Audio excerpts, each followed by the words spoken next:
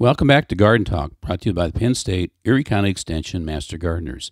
I'm your co-host for today, Mike Bailey, along with Ellen DePlacido. Good morning, Ellen. Good morning, Mike. Hey, what are we going to talk about today? Ooh, our favorite, Japanese beetles. Japanese beetles, yes. Coming right around the corner here, Right. Here we are. Especially in this heat. Here we are mid to late June, and now we're going to start to see them, yes. And it probably really doesn't need much of an introduction, okay? But we got to do some things, okay? And its initial population, was detected in New Jersey back in 1916, 105 years ago, hey? And guess where they were imported from, Ellen? Can you guess? No. India? Oh, Japan. Oh, Japan, yes. Okay. And what do these little guys look like, or ladies? Okay, yeah, ladies or men, whatever. Well, they're probably so prevalent you all know what they look like, but we're going to remind you they're oval in form, and they're only about 7/16 of an inch long, and they're generally a metallic green with coppery brown wing covers. And then they have 5 little patches on their side of whitish hairs. And what's interesting, I think I didn't really realize this, but the antennae that are clubbed at the end, they may spread out and look like a fan. And I don't know when they do that, but it's kind of interesting to know that their antennae might do that. And we all are kind of familiar with the damage that these adults do. They can actually skeletonize leaves. Just actually leaving nothing there but some veins running through. And they also can feed on your flower buds and flowers. They love my hibiscus. They love those, along with any fruit that might be attached. And then the larvae, they feed on the roots of grass that can actually destroy your lawn. They turn it an off color as if it were under stress. And then if you pull back that grass to expose the grubs, you can see that large populations will actually kill that grass. So it's important to be aware of grubs in your yard. And Mike, so you want to tell us a little bit about the life cycle? Yeah, of these? the life cycle is kind of interesting here, and it overwinters in the larva stage, and as the temperatures warm in the spring, it starts to come back to the surface because over winter it kind of burrows down to about a level about 8 inches below the surface.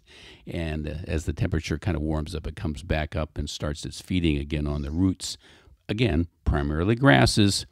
And then after a few weeks of feeding, it pupates. And several weeks later, it emerges as an adult in late June or the first part of July. So, like I said, we're getting to that point relatively quickly here. And,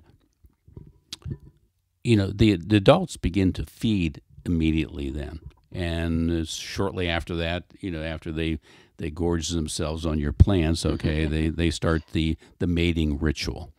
And what happens, and I thought this was kind of interesting, the female, after the mating process, leaves the feeding site, and goes back to a point where to your lawn and burrows down into the soil for 2 to 4 inches and lays from 1 to 5 eggs. But after she does that, she climbs back out of the soil and goes back to the feeding site. And when she replenishes her stores, she mates again, and comes back to your lawn again and lays eggs. And then goes back to the feeding site. And this process continues until that female has laid probably, 40 to 60 eggs. So she's busy, okay? Yep. Going back and forth, from the feeding into the mating and back to the, the laying of the eggs in your soil. Those eggs, the egg laying process is probably finished somewhere around, mid-August. So it's only about, 4 to 6 weeks of this whole process of going back and forth and laying eggs. But obviously, a lot of beetles can lay a lot of eggs, okay, in that particular period of time. Right. But the adults linger after that, okay, and continue to feed before they die off. And those eggs will hatch in about 8 or 9 days after they're deposited. We obviously have periodically these eggs are hatching throughout the course of the summer, and again they feed on the roots of the plants. Again, your lawn probably, and those larvae go through about 7 stages of development. And one of the things that I want to mention, Ellen, before you jump in here, is that the moisture level in your lawn is so very, very important to the hatching and the growth of those larvae.